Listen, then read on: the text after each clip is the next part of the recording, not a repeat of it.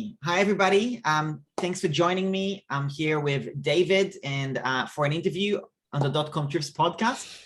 I'm excited to have you here, David. I think I branded you as a podcast expert. I don't know if that's your main gig necessarily, but that's kind of the topic that I felt would be valuable. So we'll definitely discuss that and anything else you'd like to talk about. So yeah. Sure. Yeah. I don't know, Eran. What's your definition of expert? Look, someone who's done 600 episodes, okay?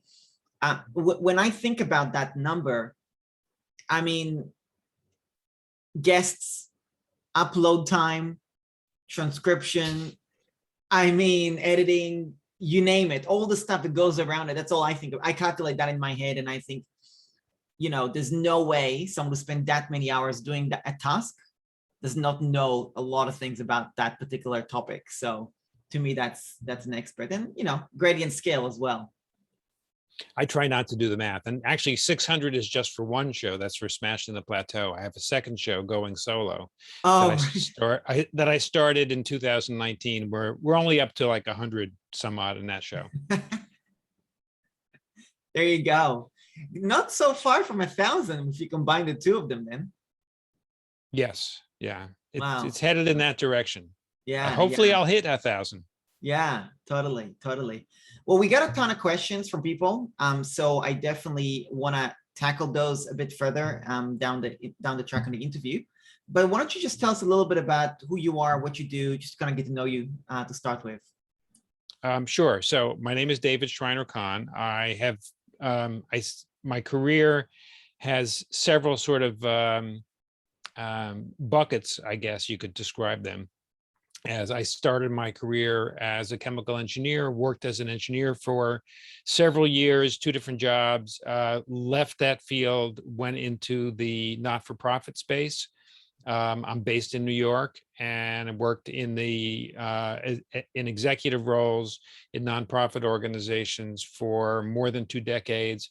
And then 15 years ago, I started my own business. Initially, it was a one-person consulting business.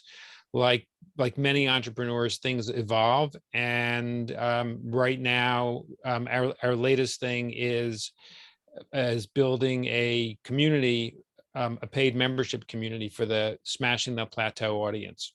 And specifically, our community is for high achieving professionals that are building their own consulting business following a late career job loss. So typically this is somebody who's been deep in a field for 20 plus years. Sometimes it's 30 plus. Wow. They either leave voluntarily or they get pushed out. By the way, people actually get pushed out of senior positions way more than we realize. It's something that people don't talk about a lot. But anyway, they leave and they love what they do. So they want to stay in their field, but they want to have more control over how they do it, when they do it, whom they serve, et cetera. So they become a consultant. And they're really good at delivering great results to clients. They have never run a business before, and there are all kinds of challenges. There's isolation, there's fear, there's there could be shame and grief associated with the job loss. They need to have the right mindset so they can actually go out and get clients right at the beginning, which is very challenging, especially when you've just left a job. So yeah, there are all kinds of challenges. And when you do it in a community where you have support, it's way easier. Yeah. I love that. And I love how you targeted it to a very specific type of person. Like I know exactly who you're serving. You know, I think a lot of people struggle with the niching aspect as well. And I think that, you know, 20 plus years in the corporate world, having had success, you know, I think that's a very good, very, very well carved piece, you know? So that's great. And then tell me, what's that? I said, good to hear. You know, yeah. It's taken a while to get to this particular well-defined niche. I believe it. It didn't happen overnight. I believe it. And, you know, this is an interesting, I remember when I was typing the promotion for your thing, and literally probably a few hours before I was typing the promotion and the email, sending an email to my list and stuff, I actually had a friend / client who reached out to me and said, do you have any suggestions on strategists who can help me? And that person has been in corporate world 20 plus years and looking to do that. And then I thought, what a perfect timing. So why don't you tell me a little bit, like, what will be your advice for somebody who wants to quit their corporate job and start their own thing? And what will be, like, I guess, timeframes? What's the reality, the reality of that type of a scenario? Sure.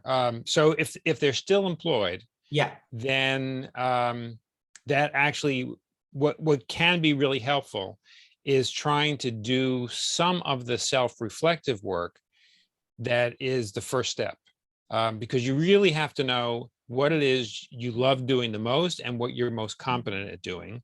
And then you need to know, who do you most want to serve? What do they need? What do they want? What are they willing to pay for? What do they have the capacity to pay for? You've got to put all those pieces together. Otherwise, you're more than likely going to struggle. Yeah. And business is very much trial and error. Yeah. So you're going to try new things. But if you've done the self-reflective piece pretty deeply, you are likely to get traction way faster. So that's the first thing. And you can do that while you're employed. Second thing is, if you're employed, think about places where you can apply for credit, like get a line of credit. If you have, personal line of credit, if you own property, you could perhaps get a line of credit associated with your property. Because what happens when you first start a business is, at least in the US, any traditional lender is going to want to see your business history for at least 2 years before they will consider making a loan. Yeah. But if you're employed, they're going to be way more favorable. So it's much easier to do that up front.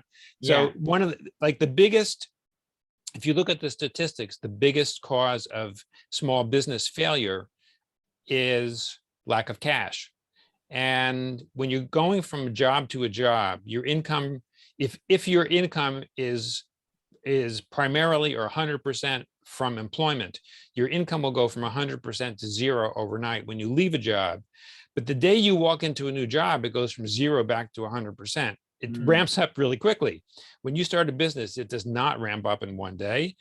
And when you start a consulting business, and this is a conversation I've had with many guests on my shows, I would say what I hear, like the most common sort of time frame is, think that it may take you about 2 years. And it could actually take longer until you're able to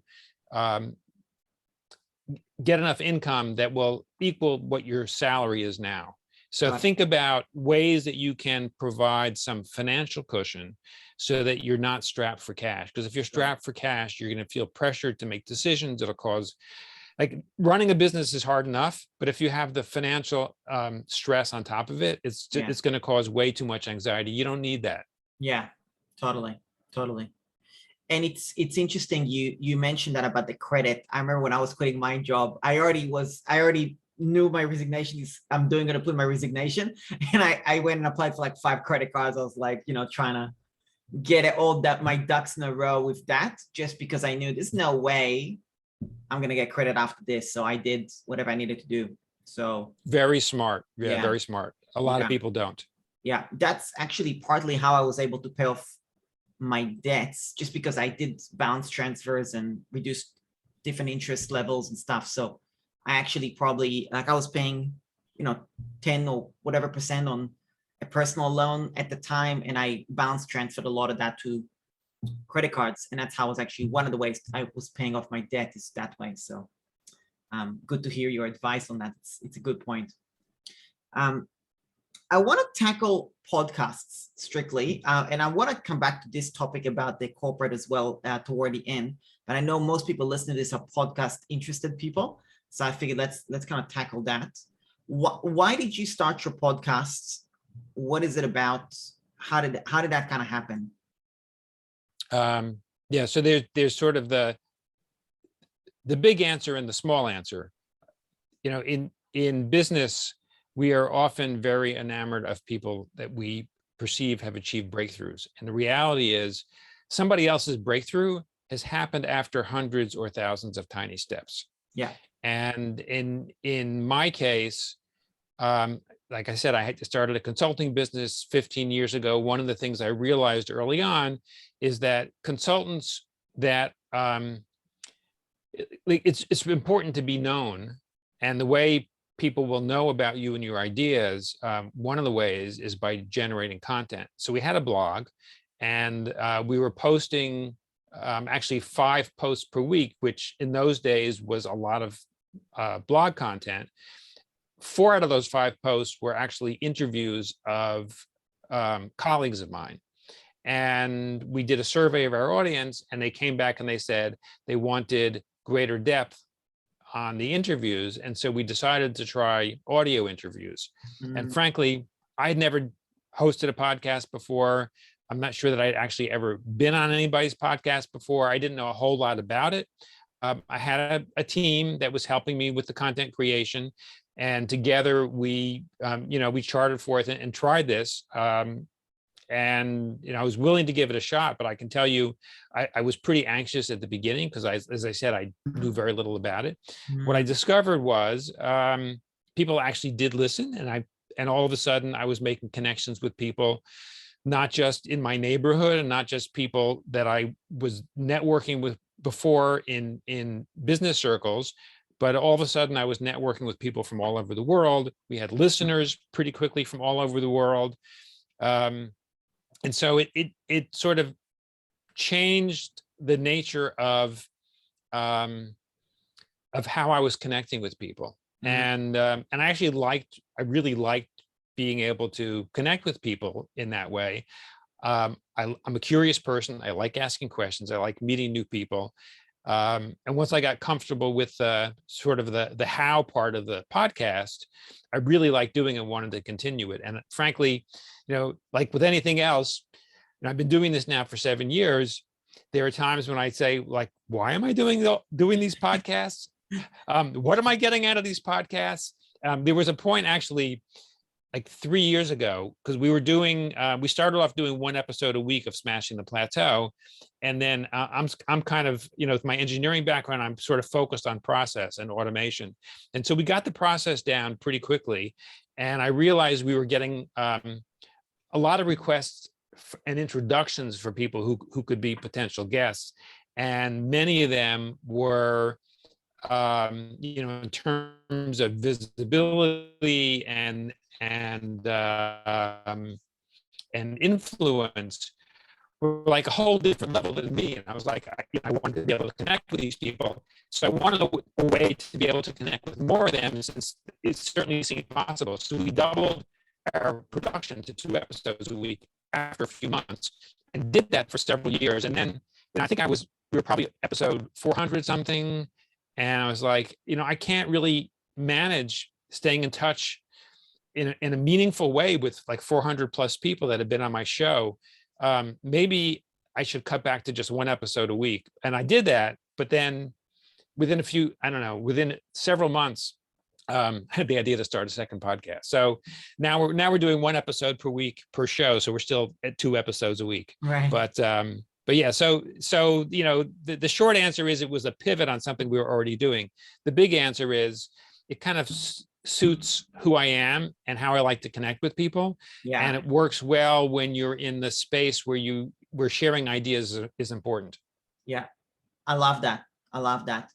I remember when I did my podcast originally, I was trying to get inspired by Russell Brunson, who does like a 10-minute snippet of talking about his thoughts through the day. And I started doing that, and it just didn't gel with me. You know what I mean? But, I tried, it just wasn't, and I think, like you said at the beginning also, business is a lot about testing and trial and error. And I definitely found that if I'm going to do a YouTube video, PowerPoint presentation, or a course, that's when I like to talk and not have a guest. But when it's a podcast, I just found doing an interview with somebody is better. And I also found that there's 2 types of people I like to interview. People I aspire to be at where they're at, or I want to be coached by them. And this is a great way to get a bit of free coaching, like the CEO of Podia last week. It is true. You know? And second is I love talking to my own clients as well. Because they're already clients of mine. They wouldn't be my clients if we didn't like each other. Like if there was no natural liking to each other, and I want to learn more about them and give them exposure too. So I just think it's a win-win. These are like the two types of people, but that was from testing, you know what I mean? Just testing different things and figuring it out. So I love when you said about, you know, what fits your personality. I think that's a big thing too. Yeah, it's like, you know, people say, oh, you know, you like, I was in a conversation with someone in a small group, and someone said, oh, you to one of the other people in the group, oh, you need to be on Instagram. And I was thinking to myself, why? Okay. You know, it may not be the channel that this person is most comfortable using. Yeah. This person actually had other issues that were totally unrelated to starting a new channel. It's like, you know, fix what you got to work on now, and then you could work about adding a new channel later. Yeah. That was sort of my reaction, but I didn't say anything. Yeah, absolutely. So now you started it 7 years ago, which that's, I don't know the timeline of podcast. Do you know, like, when was the first podcast, or when did that actually start? Well, you know, so Eran, it depends partly on your definition of podcast. So like I've had people that have said to me, oh, I've never listened to a podcast. And my reaction is, well, have you ever turned on the radio? And they say, yes. Yeah.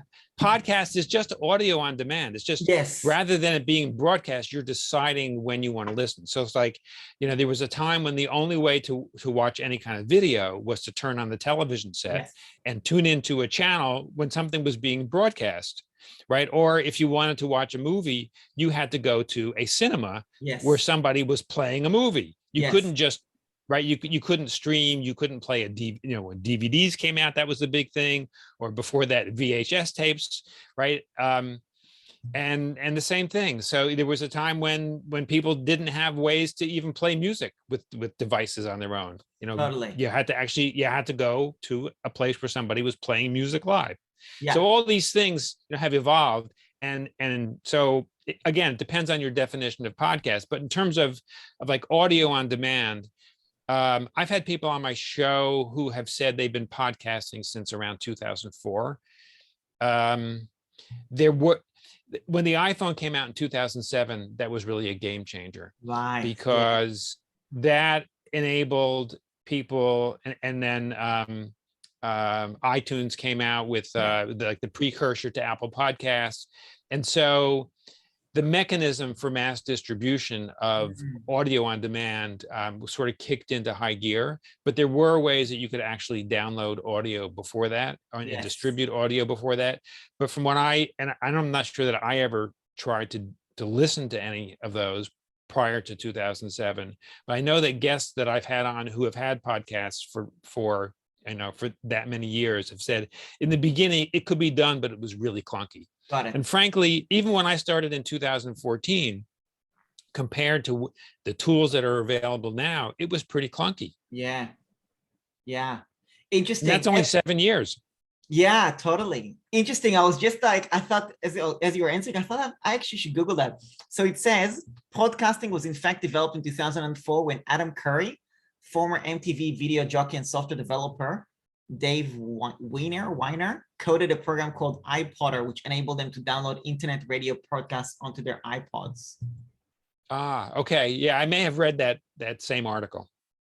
Very interesting. I don't know if you know, I didn't actually discover social media or do anything or even create an account until 2017. 2017 is when I don't think I even heard of the word podcast before that. Like, that's how out of the loop. So you've done a huge amount in 4 years. I've done a huge amount in 4 years. Yes. Huge. Wow. Amount. But I didn't have a Facebook account until I think May 2017 is when I opened a Facebook account and an Instagram account. It was, just over 4 years ago. Yeah. So didn't know anything about any of that stuff before that. I knew you're a fast learner, Eran. I think so. I think there is that, but I felt very much left behind. So I felt like I had a lot of catching up to do as well. I think that, motivated me to maybe be a bit more full on about it. Interesting. So software wise, it's true. I've been more into the podcast world in the last 4 months, trying to get on other people's podcasts. So I've been also looking into, number one, seeing what other people are using for their podcast, because there's different software. There's Anchor, Spotify, there's iTunes, but then there's Riverside that I saw recently, and you've got a podcast website, specifically like a podcast website, which I love what you have created. I will obviously link Yeah, the link we did below. not create this podcast websites. We're a subscriber. Yes, totally. And but what you've created with it was beautiful. Like, it's very well made. Yeah, it works really well for Yeah. podcasts. Yeah, I love it. I think the creators did a fabulous job. Yeah, and they're constantly improving it. Yeah, no, that's great. And I will leave a link to your podcast page. I think my favorite way to learn is to go to other people's websites and funnels, and just going on your podcast page as well on its own. That was very helpful, because number one, I never heard about that subscription software, so that was very helpful to know. Number two, seeing how you actually implemented that also, because I looked at other people's websites that, yes, the out of the box solution is great, but it's also, how does the user make use of it? So I think you did a great job with that. So I'll definitely link it for people to check out. So your podcast, was it all guests, or was it you talking as well? Did you have to like kind of find your style, or was it always guests? So I started out interviewing guests from the first episode. Yeah. There were few episodes. I'm trying to remember when we did this. Maybe a year or two in, there were, I don't know, perhaps a dozen or so episodes where I was being interviewed. We tried that. Honestly, didn't work as well. I didn't like it as much. Like, you talk about trial and error. I actually like the interview format where I'm interviewing other people. And the format that we came up with right from the very first episode is not that far off from what we're doing now. Right. Interesting. And do you have like a certain set of questions that you go through, or like a script in some way, or is it very free-flowing conversations? So it's a free-flowing conversation, but there is a framework, and we actually, as part of the process, like if you go to our website and you click on be a guest, you'll see that we have a description of who the ideal guest is for each show.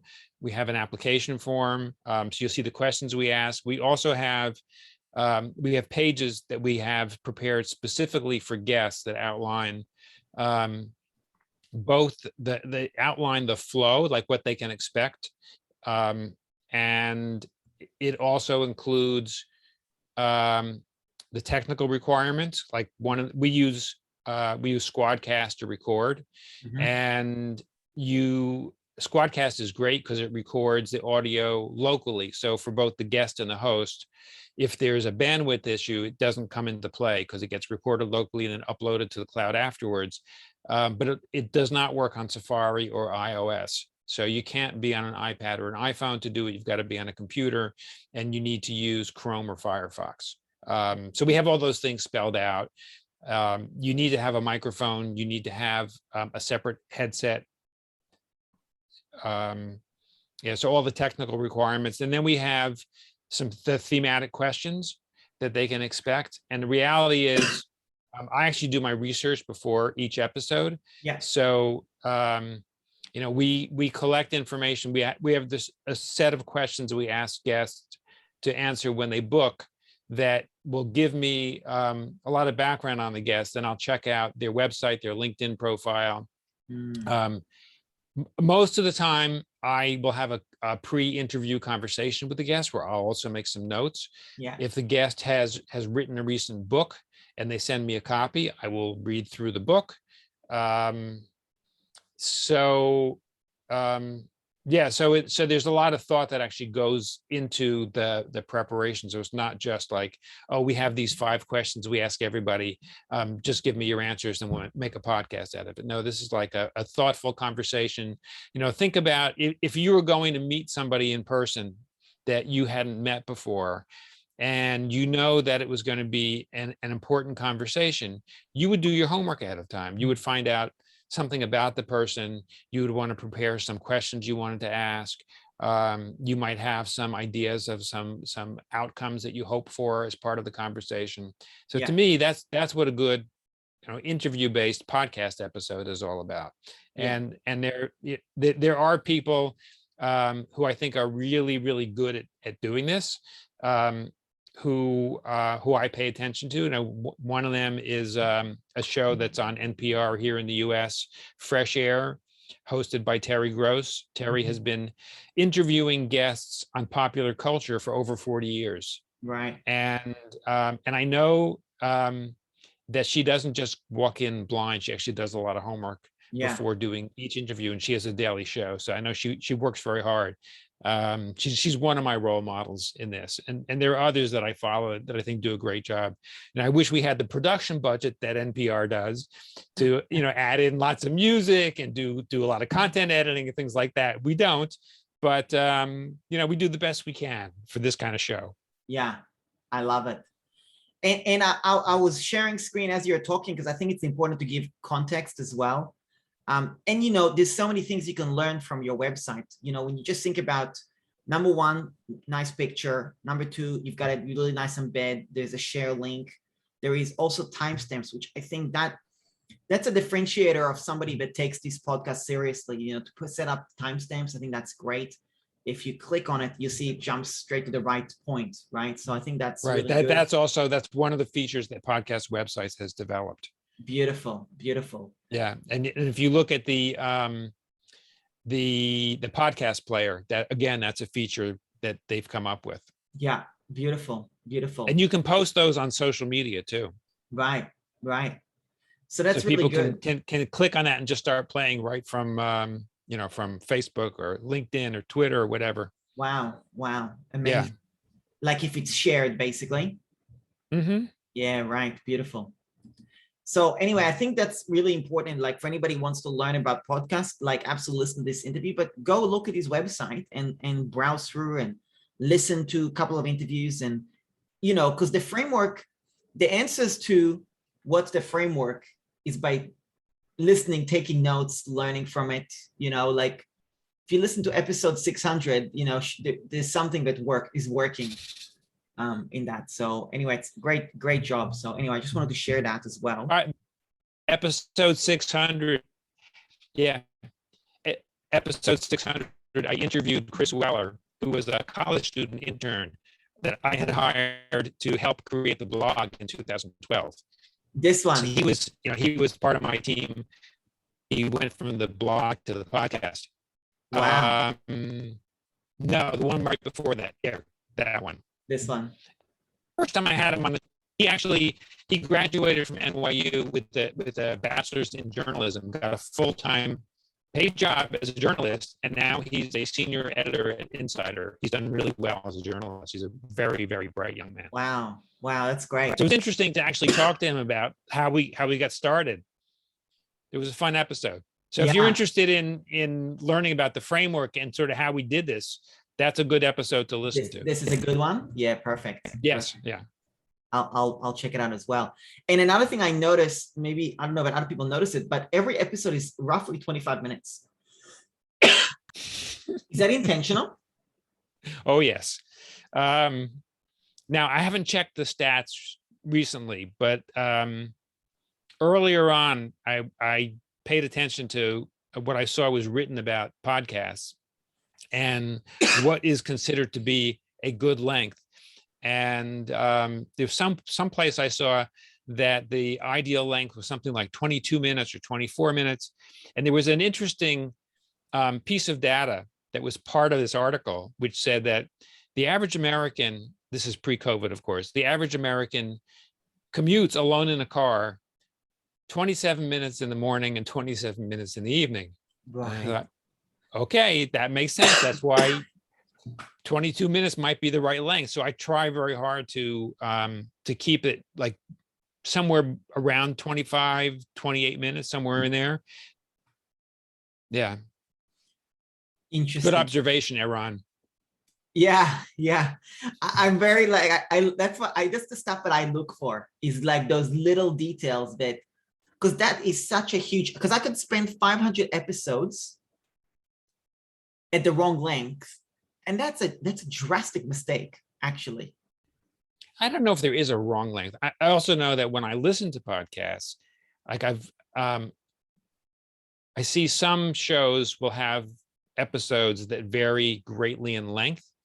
I tend to be a less consistent listener when I see that the episodes have varying lengths.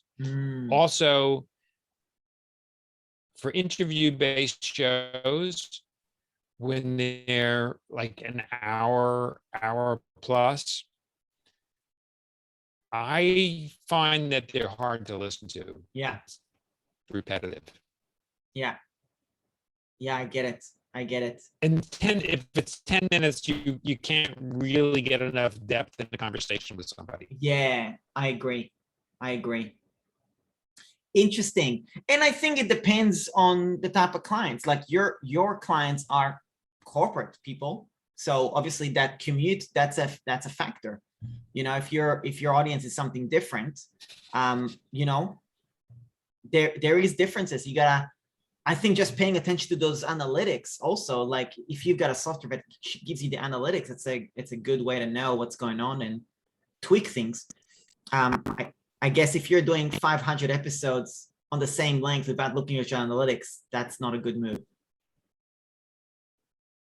Yeah, but honestly, the analytics tell you, they give you some information, but they don't give you the whole picture. Really? Okay. Yeah. I mean, honestly, like with anything else in business, the most important way to get feedback is to actually talk to people in your audience. Yeah, absolutely. Absolutely. And it's funny, we were in the tribe room last week or whatever, and it was funny because you were giving that advice to somebody, like just get on Zoom and talk to them. And to me, that's just like breath of fresh air, because that's what I tell people all the time. Like just get on freaking Zoom and talk to people. Like that's honestly, you just can't, talking to your customers. You can't guess what's in somebody else's head. No, you can't. You can't. Absolutely. Absolutely. Let me ask you this. You're a customer in my membership. Why did you join? Why did I join your membership? Yeah. Oh, it was really simple. As I mentioned, I have a technical background, so I understand how all these, all the behind the scenes stuff works. Yeah. But honestly, it's not really where I want to spend most of my time. Yeah. And I was, in the process of planning our membership community, I knew that there was a fair amount of technology that was really important. And you and I met a couple times. You made some really great suggestions. You actually suggested Circle, which I had never heard of before, which turned out, when I did a little research, like did so much of what I wanted to see happen in an online membership community. But the fact that you were forthcoming, you didn't beat around the bush. You were pretty straightforward. You gave really good advice, and you were accessible. So like I knew that if I joined, I would get questions answered. It would be pretty straightforward. If I didn't have a lot of ongoing need, when I did need to reach out to you, I figured it would work and I could. And I don't have anybody like you kind of as part of sort of as part of my circle. Yeah. So it seemed pretty natural. Yeah. Awesome. Good to know. Good to know. And then tell me a little bit about the team, the behind the scene management, because you mentioned about you don't have somebody like me in the team. Tell me about, because I'm not involved in your podcast side of things necessarily, obviously, but you got a team to manage stuff. How big is your team? How do you manage them? Give us a little bit of a behind the scene on that. Sure. So there isn't anybody else full-time except me. So it's a pretty small business. I would say it's pretty typical for a consulting sort of expert creator type business. Yeah. But one of the things that I realized early on is it doesn't make sense for me to do everything. Mm, A, I'm not good at everything, and B, I don't want to do everything. It's not the most efficient way to move forward. And as I mentioned, as part of my background, I have a long history of executive positions, so I've done plenty of hiring and firing in my life. So that part of the process is not particularly alien to me. Really, it was a matter of figuring out who were the first ones to get hired to do certain things. yeah. And the way I typically look at it is, what kinds of tasks are happening repetitively that it would be much more effective to have somebody else do? What kinds of tasks don't I have the best skills for? Yeah. And what tasks like do I just would prefer not to do? Yeah. And so, that includes some basic administrative tasks. So as an example with the podcast, the process of actually setting up the folders for the guests and getting all the documents from the booking form into the folders. I have an admin person who does that. And the process of once I finish with the interview, the actual manipulation of the file so that the audio editor can do his job and the writer can do her job.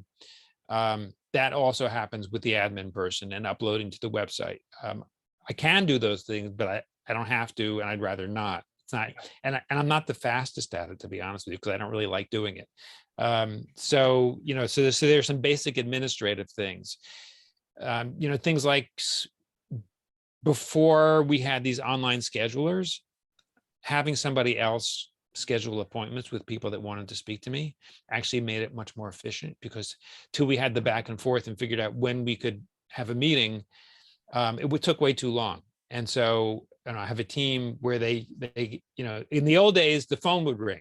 Nowadays people don't use the phone so much, but you could call during business hours, and a live person based in America would always answer, and they would know what to do. They were trained. So that was really great. And then with the show, as I said, I have somebody who does the audio editing. I have somebody who writes show notes. I have somebody who does some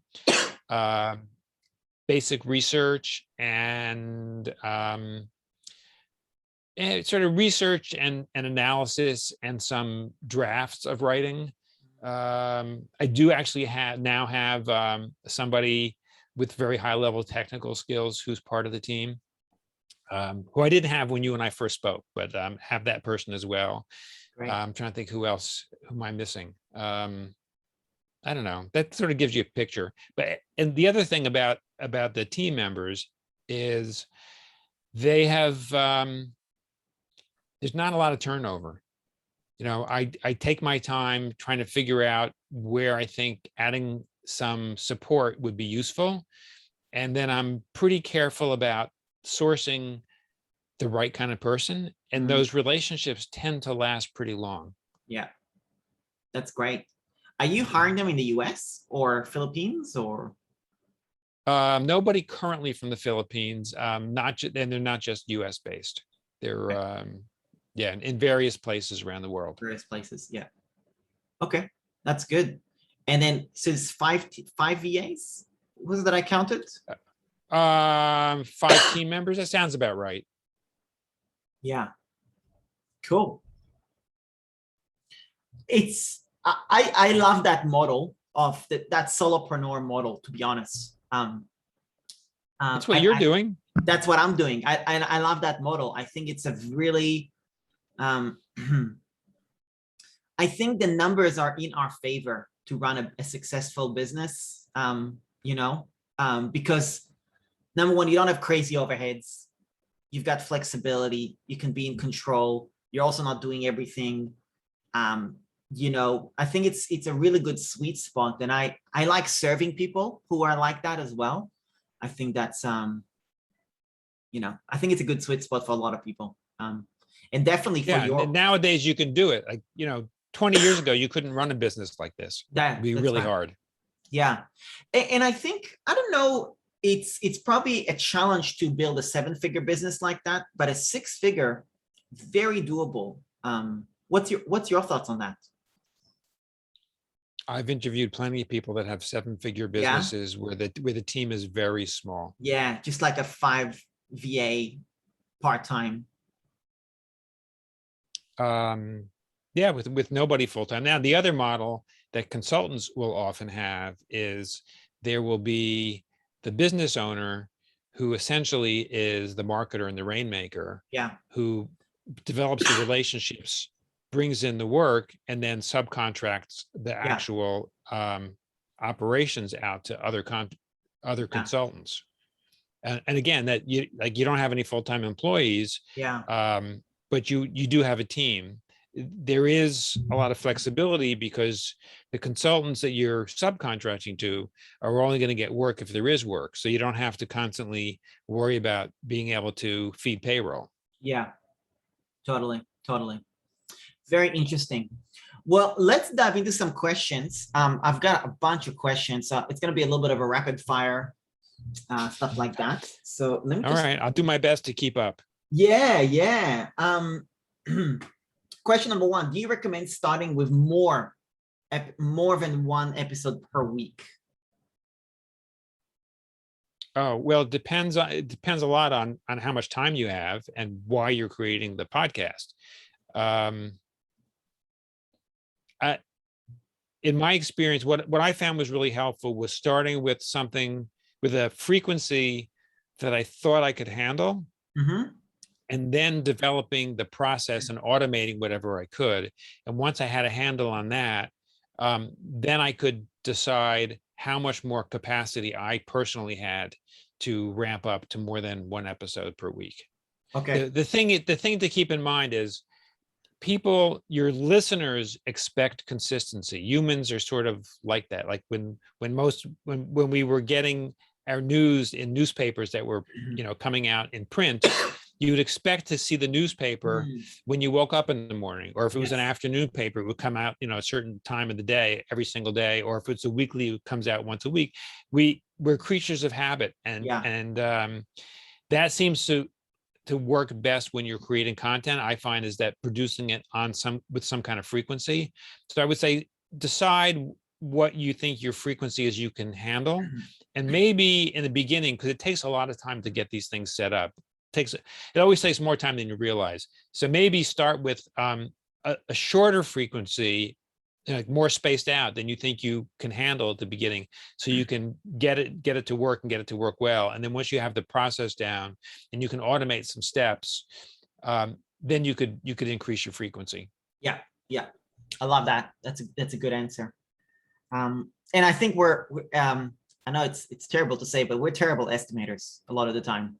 So we think we're going to take a set amount of time to do something, and it's easy to spread ourselves thin sometimes.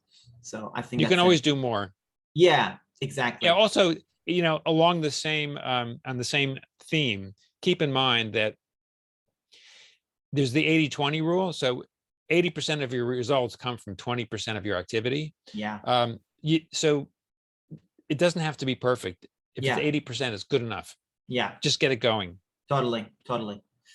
Okay, next question. How do I get my podcast found? Well, there are all the podcast distribution mechanisms. Obviously, Apple Podcast is the big one, but there are lots of others. So having it on all these distribution sites help. One of the ways to get it, you have to market your podcast. One of the best ways to market your podcast actually is to be a guest on other people's shows. Yeah. So whatever your niche is, like, mine is these solopreneur consultants. And when I go on other podcasts of people that have the same audience, it's good for them, it's good for me. We share ideas, and we also cross-fertilize with our audiences. Yeah, absolutely. And this is one thing that I been experimenting in the last 4 months, I think, getting on other people's podcasts, and I've been trying to get on at least one.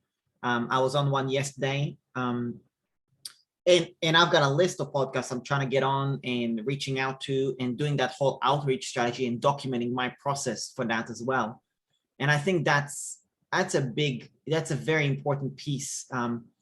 The whole, I think especially with market saturation on social media, whether it's podcast, Facebook, all that, the whole record something or publish something and hope for people will see it, that's just not reality. I think reality is going out there and doing outreach. I think that's, yes, there is probably other factors, but I think I don't think you can't really avoid that. Would you agree? I agree. And there are all kinds of things you could do. You could in-person networking, if that has a resurgence when COVID dies down, in-person networking, you could talk about your podcast. Yeah. The other thing to think about is, why do you have a podcast? I think people get way too hung up on the number of downloads, because to me, that's actually a meaningless number. Because unless you're somebody that's making money from sponsorship and the sponsor is paying you based on the number of downloads, right? Like in that case, the number of downloads is really important. Yeah. 95% of podcasts do not make a lot of money from sponsors, if anything. Yeah. So, like, why do you have a podcast, and what are the important metrics for you based on your why? And it's probably not downloads. Yeah. What's your metrics then? Great question. My metrics, getting invited by other people to be guests on their shows, getting invited, having one of the unexpected things that happens when you have a podcast is unexpected opportunities. Mm-hmm. So I'll give you an example. A few years ago, one of my friends that I had met podcasting, he has a podcast, I have a podcast, we started around the same time. We decided to create an online summit together. Now, that would never happen without the podcast. To me, that's a great metric. Has nothing to do with the downloads, right? He has a show, I have a show. And we've become really good friends as a result. And we're always finding ways to help each other. To me, that's a great metric. That works for me. Again, it's not downloads. Strictly relationship, really. It's a relationship. It's a great tool for building relationships. Yeah. Because audio storytelling is very intimate.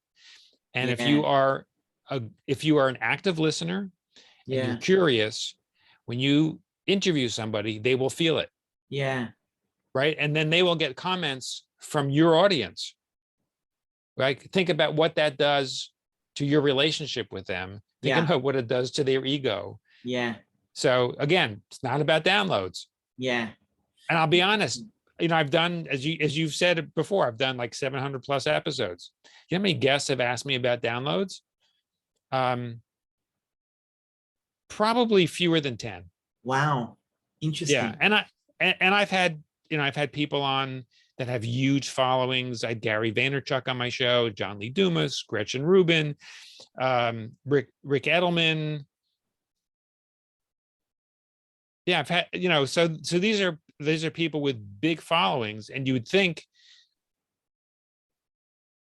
if downloads were important to them, they're not going to come on a show like mine. I do not have the kind of following they have. Yes, I've been doing this for 7 years. I do have a following, but it's not like theirs. And it'll probably never be like theirs. But yeah, they, took an hour to be on my show. Wow.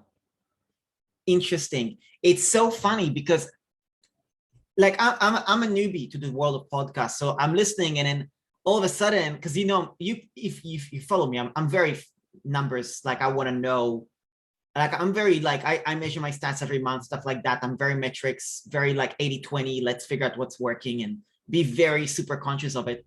But it's interesting that the same concept of vanity metrics, it's so interesting to hear that, because I didn't even think about that. I knew it, but it's just. Yeah. I mean, how do you measure the quality of a friendship? 100%. I've made so many friends from podcasting. Yeah. It's amazing. Friends from all over the world. Yeah. Friends I've never met in person. So interesting. I was doing the beginner's guide to email marketing because I just finished it. And then there was a section, like, I didn't even have a section about open rates, really. I mean, I gave a section about like, okay, yes, you want to keep an eye out so you can improve your headlines, so you can get more opens. But frankly, I measure my emails by, people replying to my emails. Basically, that's kind of what the relationship metric is, like replying, Yeah, me engaging too. conversation. Yeah, what people write back when I send out mass emails means a lot to me. Yeah. And I respond to them. Yeah. So anyway, it's interesting to hear that the vanity metrics. What are the vanity metrics there on podcast then? Is that downloads? Oh, yeah, the downloads, that's the big one. Is it? Is there any others like that? How many countries you heard in? Oh yeah, interesting. Yeah. Yeah. Again, like why? Yeah. Is your, if you have a podcast that is for business purposes like mine, is it important to be in 160 countries? Is that No, really going not to at all. drive the success of your business? Yeah, I get it. Interesting. Probably not. Yeah. How did you get Gary Vaynerchuk on your podcast, by the way? When was it? It was actually through a relationship, a mutual relationship. That's how most of the guests, particularly the high profile ones, it's all through introductions. Interesting. I mean, think about how you get connected with anybody in life. Yeah. Really all about relationships. Yeah. Totally.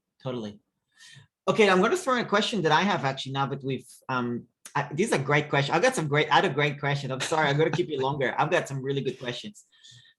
Well, you have a whole day ahead of you. I know. With my schedule, you never know it's a whole day ahead of me or it's wrapping up, I'm curious to know, because my focus is not so much, because like I said, I have two types of guests I like to have: software CEOs / mentors and clients of mine. What do you look for in guests, and what's the, if somebody pitches you like, hey, I want to be a guest on your show, and wants to pitch to you, what's your pros, cons, look for, not look for, red flags? What's your kind of perspective on that? Right. Well, first of all, Eran, it has changed over time. So when I first started podcasting, the main theme of the show, Smashing the Plateau, was about like we looked at the kinds of podcasts that were out there, and there were a lot of podcasts about startups. That was the thing. And honestly, I've spent most of my career not starting anything. It's mostly running things. And if you want to be successful over the long term in business and in life, it's really all about perseverance, focus, discipline. Totally. And then these unexpected roadblocks come up, and how do you deal with them? So the theme of the show initially, and that's where the name comes from. It's like we get to these plateaus. It's like when a business grows, you'll notice, a founder starts something, like somebody who's good fixing things will start a contracting business, and then he or she will hire a few people, and they get enough business in, and they often start to have challenges because they get to be a certain size where the CEO is supervising all of the employees, and there's no management layer. In order to be able to take on more business, they need to change their structure, and the CEO has to change his behavior and be willing to let go of the management decisions and trust other people. It's a big issue, right? So in any business, you get to these plateaus that come about sort of naturally, or it could be that there's a shift in the marketplace. Think about what happened last year with COVID. Like so many businesses were turned upside down. And you look at a business like Amazon, it like was poised to take off. Now, Amazon was already pretty big, but there were other businesses that did really well last year because they were in high demand, because people were changing their behavior. So all these things kind of happen anyway. So initially our theme was really about perseverance. And honestly, any entrepreneur that had anything to do with, had something that was thoughtful about perseverance in business and how to overcome plateaus was actually a good guest. So it Yeah. was a pretty broad topic. We have focused much more. I have focused much more in my business on this particular niche of consultants that had a long career as an employee first, because it has just evolved as becoming my audience. Yeah. And so I decided I'm going to go all in on this. Yeah. So now with the podcast, I want to be able to serve this audience. So who serves them? Well, there's really two types of people. People who are consultants themselves, who had a long career as an employee first, and now they're a consultant. So they can talk about their own journey, their own story, their own struggles. And we learn a lot by listening to what other people have gone through. Second is that there are those who may not fit that profile exactly, but they have something that solves a problem for this audience. Like, I'll give you an example. Someone, like one of the big issues with consultants is they very often have never had to sell anything, and selling yourself is really hard. It's harder than selling something for a company that you work for. And there are people that spend their whole life in sales, and they've developed these kind of great frameworks where they teach solo consultants how to sell themselves. Now, they may not have made that transition from employee to consultant themselves, but they have something that solves a problem for our audience.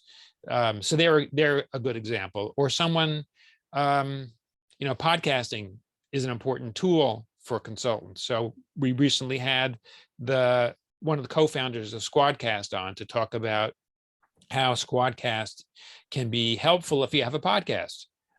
Again, this is not somebody talking about going from employee to consultant, but has something that's a useful resource for our audience. So either somebody that has something that's a useful resource or works with our audience, or somebody who represents kind of the avatar of our audience. Got it. Interesting. That's great. I worked in a corporate job for 8 months in my entire life. Does that? Yeah. How'd you last that long? I know, right? I remember, I think it was 4 months, 3 months into it. I was really excited at first because I've never been in one. So I thought, this is so exciting, And I think 3 months into it, I was like, oh my God, what have I done? I've got another 40 or 50 years to go if I last. Exactly. Well, that was about 2.5 years. I quit my 9 to 5 in March 2019. So June 2018 to March 2019 was my window. Yeah, and never again. I really enjoyed the company. It was a great company, but never again. On the other hand, I did learn something about corporate. I think it's actually a good system for some people. It's actually a really good system. I saw some employees, and I thought, there's no way they're going to start a business ever, honestly. And it's just a great structure for them, So it was just interesting to also see that. Oh yeah, it's way easier to be an employee than to be an entrepreneur. Being an entrepreneur is not what everybody is cut out for. I would say that the vast majority of workers are much more suited to being employees than to being entrepreneurs. Yeah. So why did you quit if it's difficult? Did you have like an itch? Did something happen in your life? What was the... Oh, I got fired. Oh, you're the one that got... I was going to ask you about that. You said that people get pushed out. Did you get pushed out? Oh yeah. I'd been in the same organization for 18 years, and first of all, it wasn't the first time in my life that I got fired. The first time it happened was when I was an engineer, and it was a month after I got my second performance review, which was a great review, and I got a big raise. And then a month later, my boss called me into his office. He says, David, I have good news and bad news. The good news is you're doing a great job. The bad news is you don't have a job here anymore. And I'm like, what just happened? I was young and I was naive, and I didn't really pay attention to the fact that the company that I worked for had lost probably half their business. Right. Talk about plateaus. So their recourse was they had to fire like half the employees. So it had nothing to do with my performance, but I was still out of a job. Yeah. And the second, and then the time that I went from being an employee to consultant, there was some redundancy. There was a shift one layer above me that, again, had nothing at all to do with me, but the new person who became my boss had some of the same skills I had, and wanted to use the same skills in his work. And the organization was only going to pay for two highly compensated people for so long. And if it's between you and your boss, guess who is going to keep his job? I get it. It's not you. So Yeah. I sort of, like, the handwriting was on the wall for, Got it was probably a good year that I saw this coming. And I kind of knew what I wanted to do. I knew that I didn't want another job at that point. So I had at least created the mindset that I needed to go out on my own. So Wow. I was ready, in terms of mindset, I was ready. It was still, I'll be honest, even though I saw it coming and I expected it and I was not surprised when it happened, it was still very traumatic. Wow. Much more so than I thought it would be. Interesting. Yeah. So so a lot of what I talk about on my newer show, Going Solo, is about that transition when you go from, like, the early on, when you're going from employee to consultant. And in particular, if you get pushed out, we talk a lot about the emotional upheaval, because there's trauma, there's grief, there's shame. Like, our whole identity is, if we're, like, for high achieving professionals, our identity is tied to what we get paid to do. Like, one of the first things somebody asks you when they meet you is, "Oh, hey, David, what do you do? Eran, what do you do?" Right? Yeah. And if you're an employee, the common answer is, "I'm the vice president of da da da da da for such and such company." Right. And the day that you are no longer employed, you can't say that. Right. And then you also, again, if you're in an executive position or some high achieving role, your calendar is always full when you're an employee. Many times there's somebody else who's responsible for your calendar to kind of manage it, because it's so chaotic. And your inbox is always full. There are always people that need your time. And then you walk out the door, and all of a sudden, you lost your identity. Yeah. Your ego is shot, and nobody needs you. And furthermore, the social structure that was that you were part of, this kind of formal and informal social structure from work, that's gone. In particular, it happens when you leave voluntarily. It really happens if you get asked to leave, which is you become a pariah. Nobody wants to talk to you. It's like you have the plague.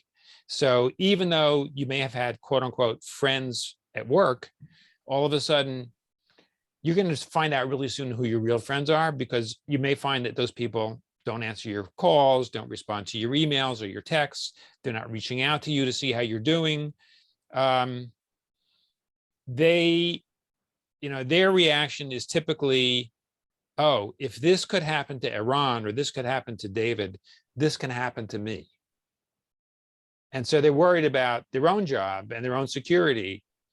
The last thing they're going to do is reach out to you. So again, so your ego is shattered, your inbox is empty, your phone isn't ringing, and the people that you thought were your friends are not in touch with you. So the isolation is really big.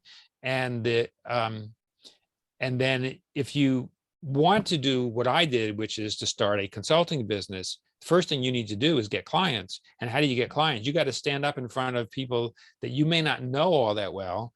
And you got to start making pitches, and you got to say, "I am really good at doing such and such and such and such," which takes a huge amount of self-confidence.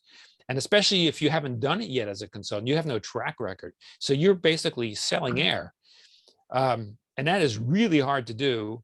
And then if you're spending all of your time alone without your inbox being full and without being busy, any kind of self-doubt, it just explodes. And so if you have an inkling that maybe you aren't as good as you're saying to other people, that inkling all of a sudden turns into this huge cloud, and it makes it even harder to get out and market yourself. Very interesting. Very interesting. I want to draw people's attention to something that happened in the last 5 minutes. This is a hidden benefit to podcasts, I think, as well. If I was to now go, if I was your copywriter, I would go to the last 5 minutes of you talking and I would transcribe the living hell out of everything you said.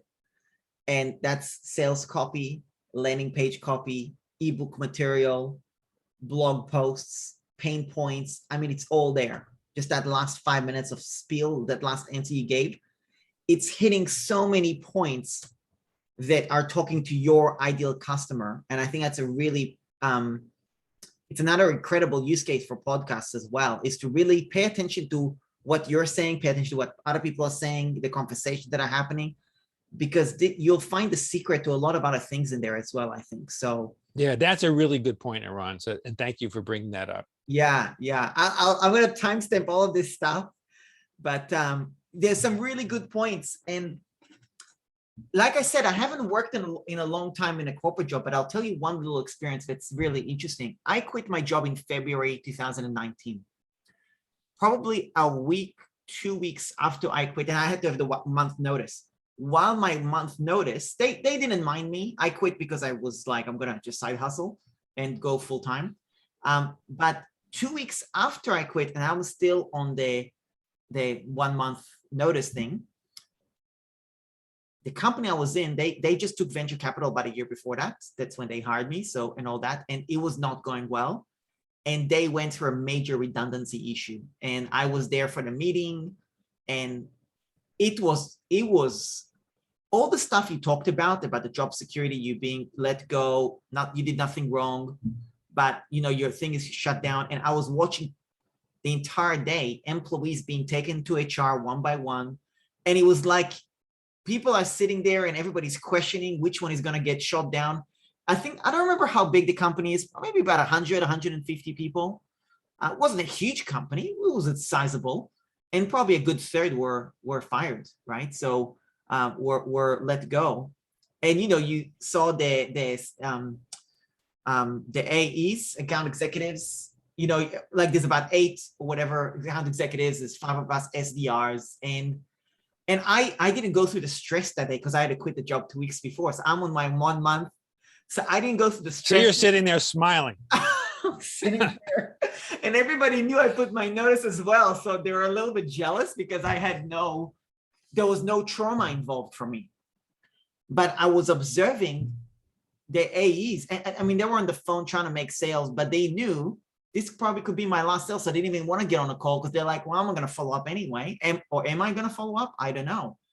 And the recruiters, I mean, you could see it in their faces. It was a horrifying experience for the recruiters and for the HR people, because they had to do the interviews and stay.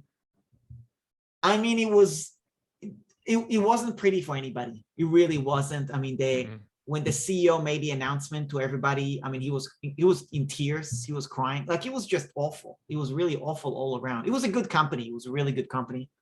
They would have pulled out. They've since gone public and everything. So they're a good company, right? But everything you said, the reason the copywriting thing came to me is because I cross-flowed it.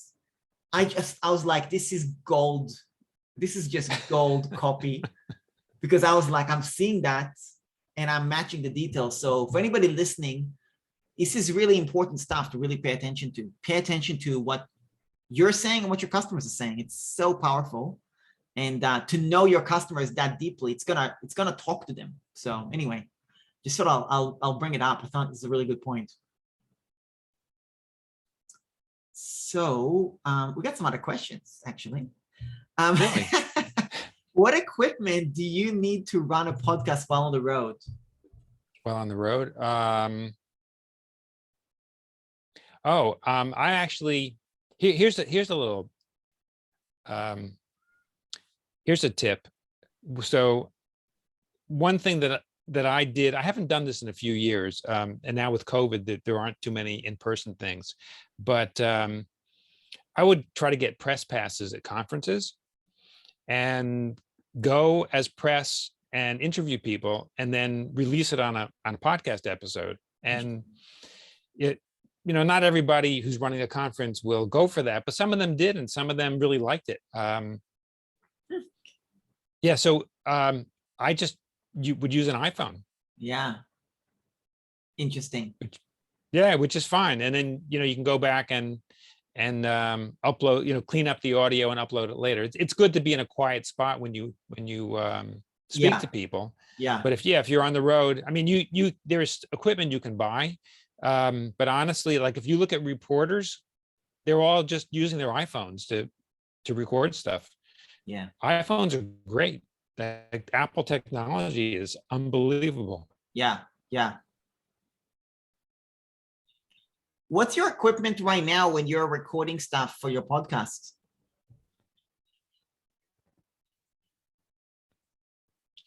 So in terms of the hardware, I use the ATR 2100 as my mic. I use the Apple, what are these things called? AirPods for the output. Actually, no, when I'm recording the podcast, I don't. I use the hardwired AirPods, these things. Okay. Because it's actually, it's a better connection and there's less distortion. And yeah, we don't use the video, so it really doesn't matter what people see.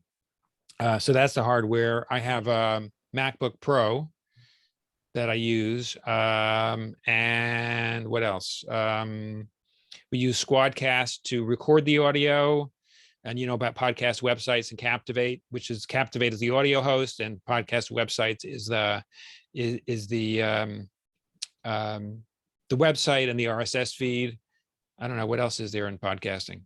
You're the tech guy. That's a good summary. It's a good summary. Yeah, no, that's good. But it's good to know. So And by the way, I didn't always use these things. This is what I'm using now. Yeah. Yeah, no, I get it. Keep it simple. Use what you got. Scale from there. For years, we used Skype, and the audio recording from Skype was pretty clean. Yeah. Yeah, it was only about a year ago that we switched to Squadcast. It got to the point where so few people were using Skype, they were having trouble connecting. It got to be a real pain. Yeah. Interesting. And Skype is free. Yeah. Can't beat that. Yeah. Okay, here's a great question. So what makes great podcast content, i.e. if you do interviews, it makes great questions?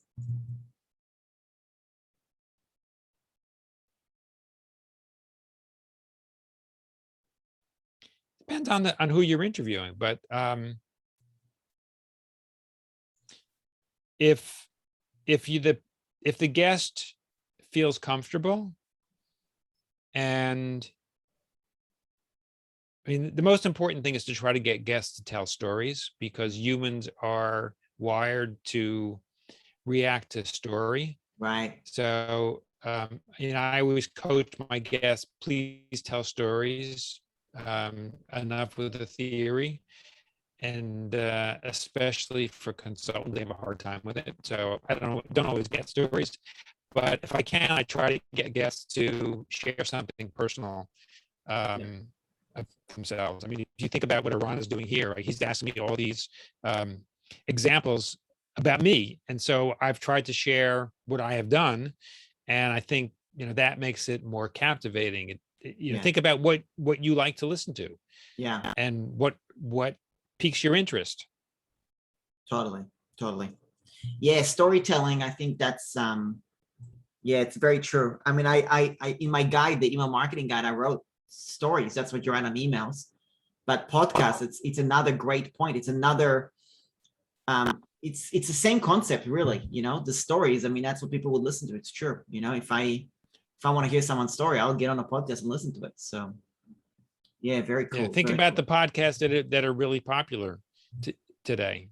They're all based on stories. Totally. This American Life, which is one of the most popular podcasts in the world, it's all stories. Interesting. Well, well produced, but stories. Yeah, totally.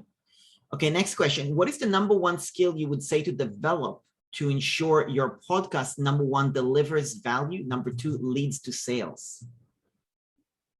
Always think about your audience. Okay, I love that. Everything you do is about the audience. It's not about you. Yeah, love that. Just keep that in mind. Imagine that when you are speaking and when you're listening, if you have an interview-based show like mine, when you're speaking or when you're listening, just keep in mind, how is my audience reacting to this? Yeah. Yeah, totally. Totally. I think the line of questioning is important to be in alignment. Like when I get on a podcast with someone else, like they're inviting me as a guest, I always ask who is your audience? I know it's not that my answers change, but how I frame my answers will vary greatly. I find, it's really important to frame your answers in the right way. Maybe if you're gonna tell stories like analogies, well, you're gonna wanna give it in a way that makes sense to that audience too. So And by the way, if you're just starting out and you're not really sure who your audience is, don't worry so much about it. yeah, Just make an assumption. Say, I would like my audience to be so and so, and think about a specific person, or yeah, maybe it could be an amalgamation of several people that some characteristics from this person, characteristics from this person, and come up with this sort of fictitious character that you're going to be speaking to, because that'll make it much more powerful. yeah. I love that. I love that. Okay, tips to grow an email list with a podcast.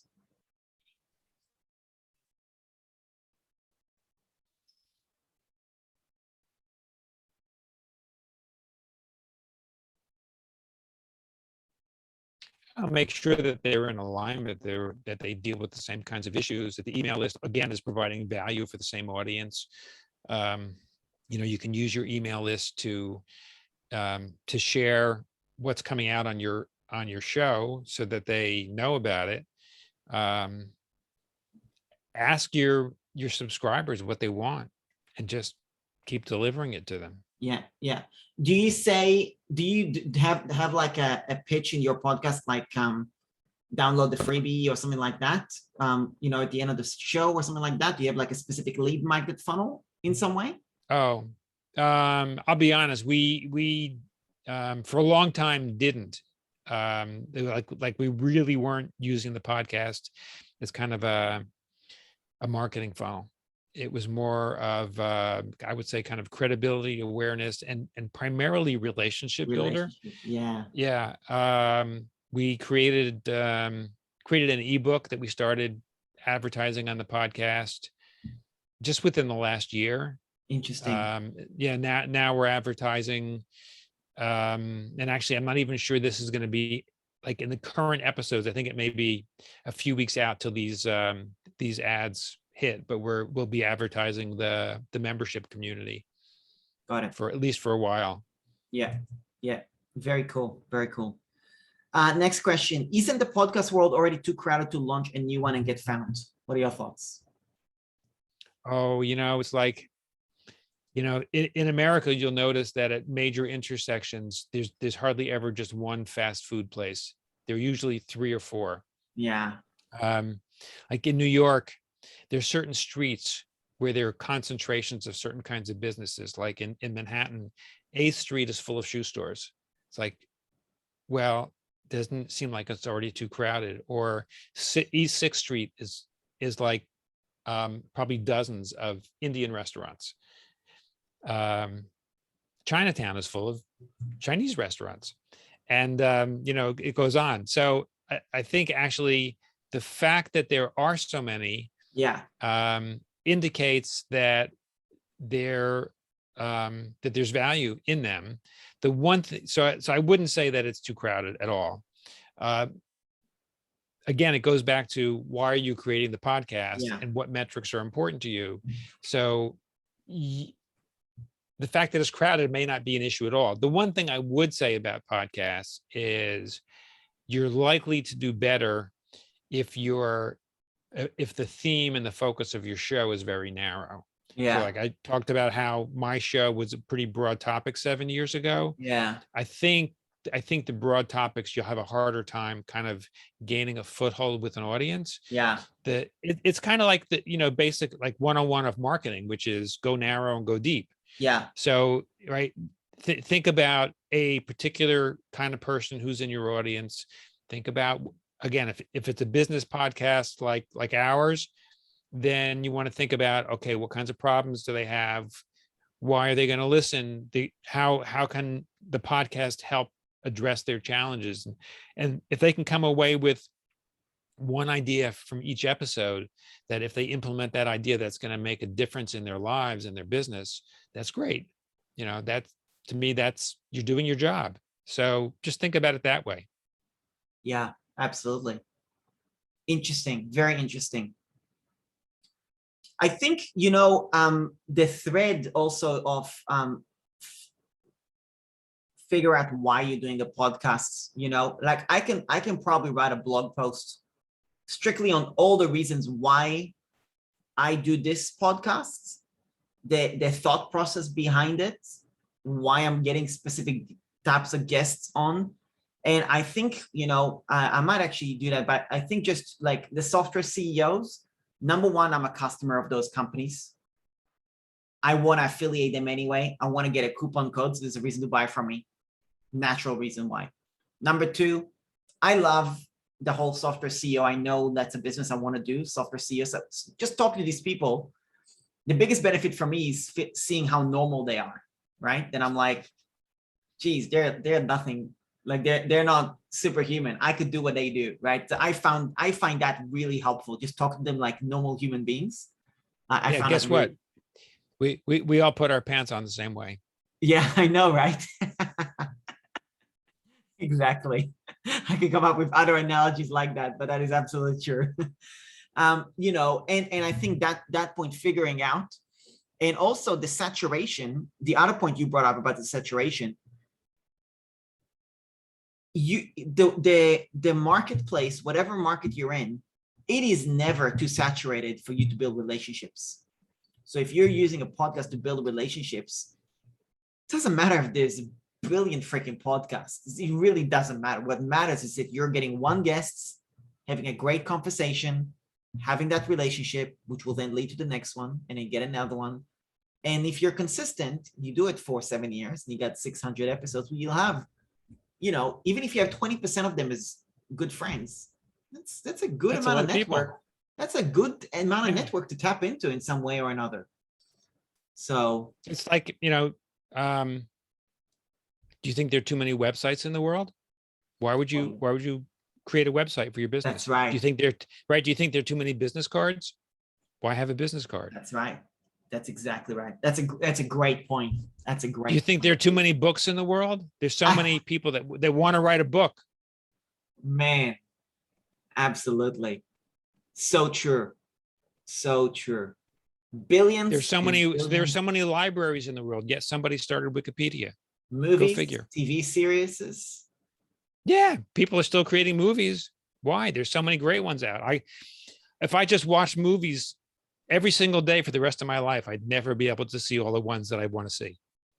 It's such a great answer to, is the marketplace too saturated?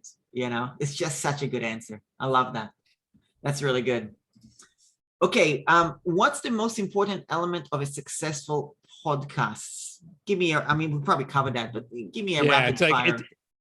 It depends on what's important to you. It's, like I said, for me, I discovered that the relationships were the most important. So that's what I focused on. Yeah, totally. How does one go about naming a podcast? Yeah, that's a great question, actually.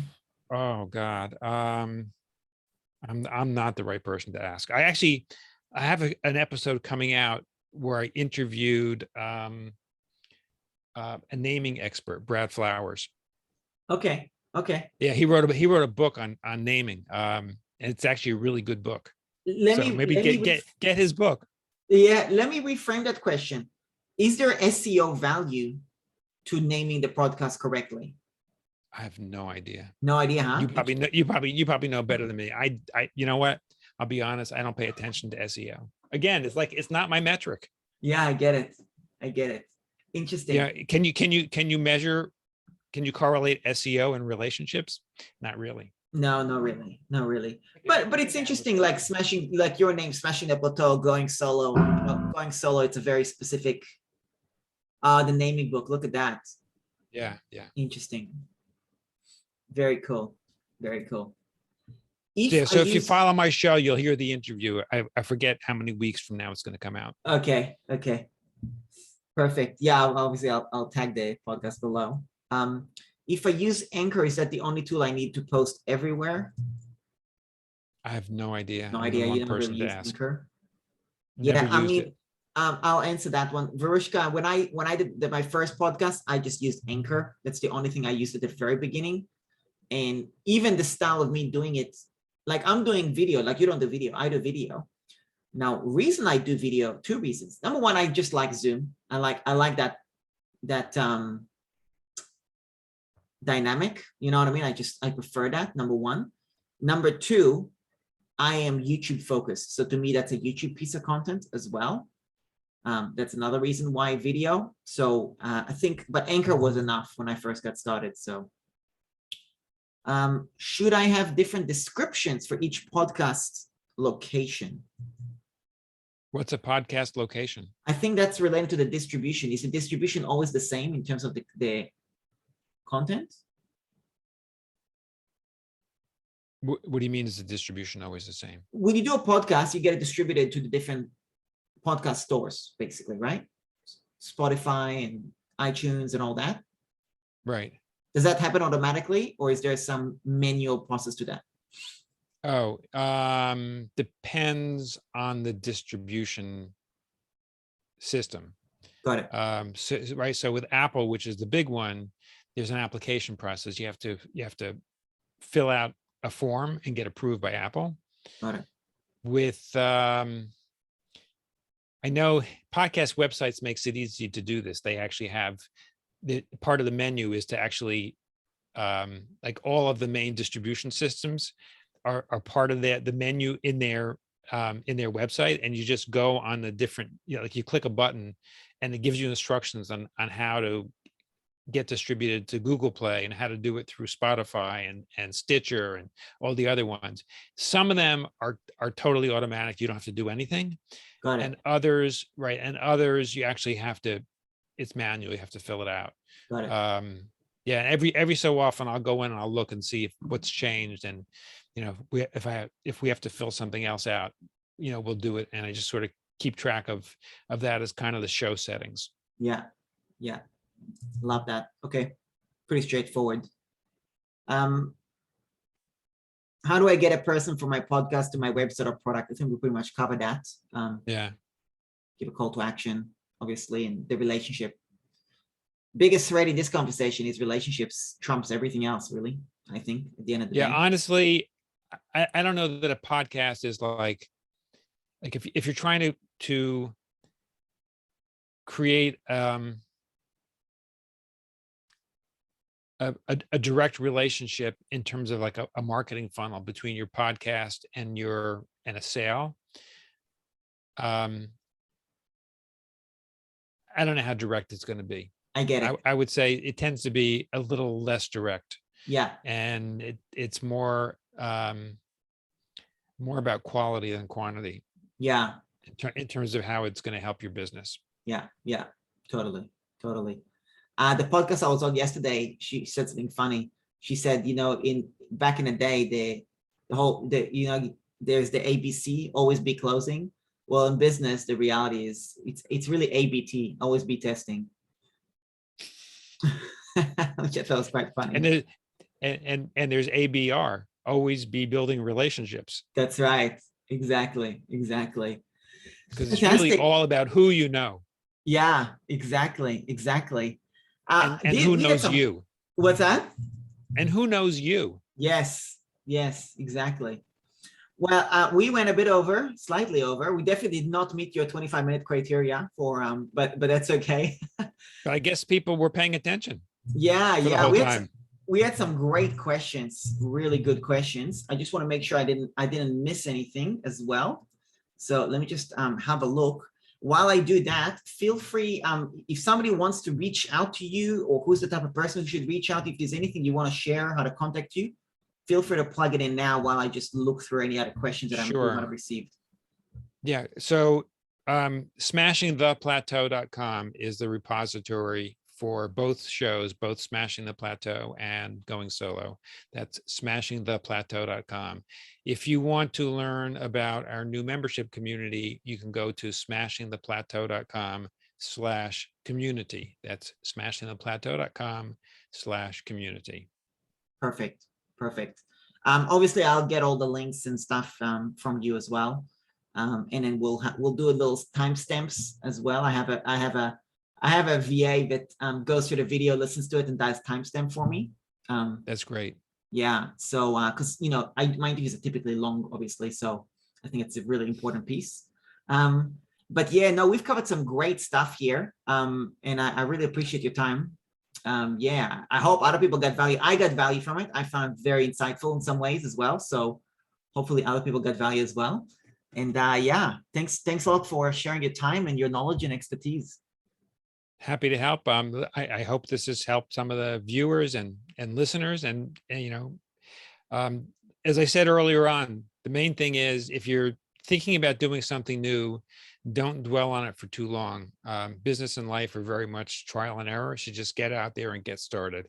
Yeah. If you haven't yet started a podcast and you want to, once you do start, if you're not embarrassed by your first episode, you waited too long. Yeah, totally.